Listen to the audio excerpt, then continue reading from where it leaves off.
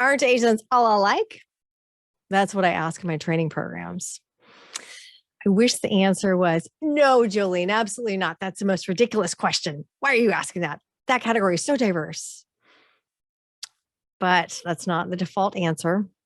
People don't know that Asian Americans are descendants from 48 countries, 3 territories, 2,300 languages, hundreds of religions, different generations of them in America, and mixed people like myself.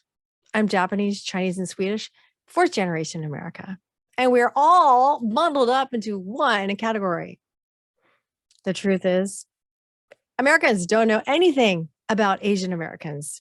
And last year, there was a survey that revealed that 42% of Americans could not name one single prominent Asian American. The question is, can you? Now, I am giving you a clue here, about 99 clues. So if your answer is Jackie Chan, he's Hong Kongese. Okay, next guess. Probably is Bruce Lee. Yes, you got it. He is Asian American and died 50 years ago. So Hollywood is not really doing us any favors. And do you remember 16 Candles in the 80s? What's happening? Hot stuff. And this is Long Duck Dong. So each time he enters the scene, there's this big gong. And so that, of course, Americans are watching that and going, oh, Asian Americans, those are foreigners, perpetual foreigners, and will never be Americanized.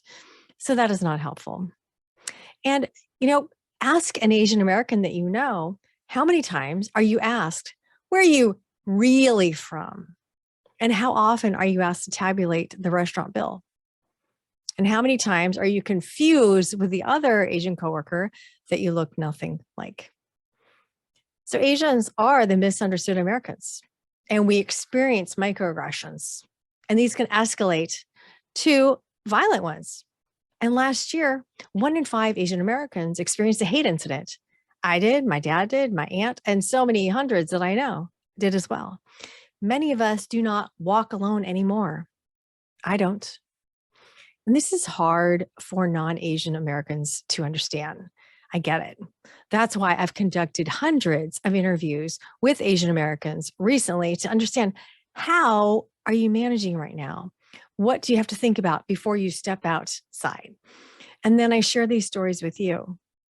So why does this matter? And why does this matter to your organization? Because if you want to attract and retain Asian talent, as well as gain clients, you've got to be Asian inclusive and culturally competent. So think about your diversity, equity, inclusion, accessibility program. And what do you think it's missing there? Probably the Asian American component. If you look at that DEI curriculum, what percentage deals with Asian American cultures? I'm going to go ahead and guess it is a goose egg, 0. I was at a conference, global conference last week, and their priority is diversity, equity, inclusion. Guess how many Asian Americans were present as the speaker? There were 73 speakers. How many guesses? How many? 0. Include Asian Americans. This is your opportunity. May is coming up. Asian American, Native Hawaiian, Pacific Islander Heritage Month. And so do something. And I encourage more than Chinese takeout and a lion dance, include education. Highlight Asian Americans that have contributed to the fabric of America. And, as you think about this year in your business, Asian Americans, did you know that Asian Americans make the highest incomes, median incomes of all Americans? And they're have the highest levels of education. And their population is growing at the fastest rate. And if you look at their purchasing power, just in the last 20 years, it has shot up 314%.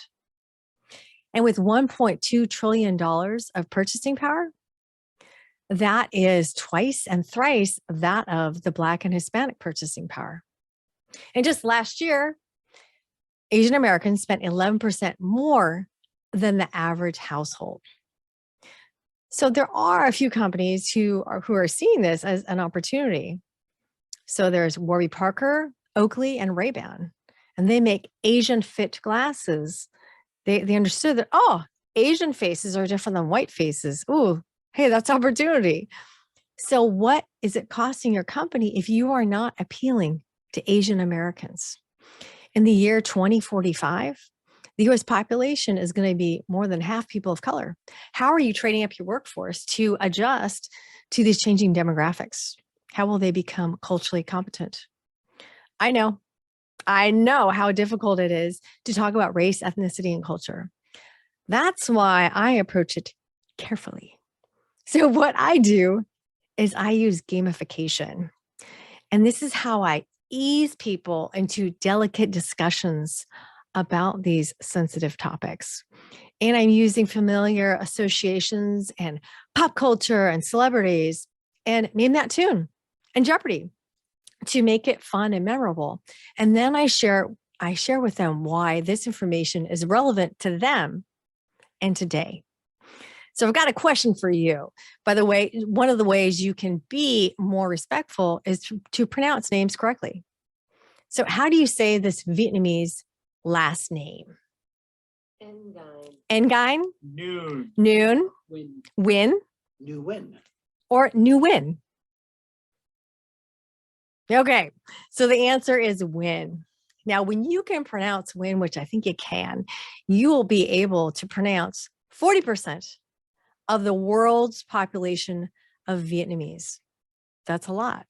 Think of all the learning. Think how smart you would feel. So a lot of simple things like that, and great for recruiters. Next question. In Texas, what is the most common language spoken besides English and Spanish? Any guesses? Vietnamese. Asian Americans, we are out there. We're YouTubers, podcasters, politicians, Olympiads. We've contributed to building and protecting America, as well as being specifically banned and incarcerated and attacked simply because of our ethnicity. And a lot of people do not know about this. Educate your employees. Isn't it time to put Asian inclusivity into your DEI program? It's the right thing to do. You have the ability to create communities where Asian Americans can feel safe walking outside by themselves and respected at work, and to feel like and be considered also as Americans. What do you choose to do?